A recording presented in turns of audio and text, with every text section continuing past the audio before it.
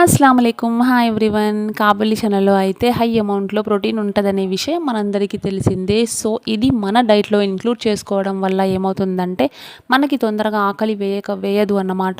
అలా వేయకపోవడం వల్ల మనం ఏదైతే ఉన్నాయో ఎక్స్‌ట్రాస్ ఏమీ తినము అన్నమాట. దానివల్ల మనం వెయిట్ గెయిన్ అయ్యే అవకాశం అయితే చాలా తక్కువ ఉంటుంది. సో, వీక్లీ వన్స్ అయినా మనం ఇది కన్జ్యూమ్ చేస్తే బెటర్ అని నేను అనుకుంటున్నాను అండి. అండ్ ఇక్కడ రెసిపీలోకొచ్చేసి నేనైతే ఒక ప్యాన్ తీసుకున్నాను. దాంట్లో ఆయిల్ హీట్ చేసుకున్న తర్వాత whole garam masala, curry leaves and 1 onion అయితే నేను చాప్ చేసి వేసుకున్నాను. కొంచెం సాల్ట్ అయితే వేసుకోండి అండ్ జింజర్ గార్లిక్ పేస్ట్ కూడా వేసి అలా ఫ్రై చేసుకోండి. తర్వాత టొమాటో ప్యూరీ ఉంది కదా, అది అయితే వేసుకున్నాను అనమాట. 2 టొమాటోస్ వేసుకున్నాను. తర్వాత కొంచెం అలా ఫ్రై చేసిన తర్వాత మీరు మసాలాస్ ఏదైతే ఉంటాయో అవన్నీ వేసేయండి.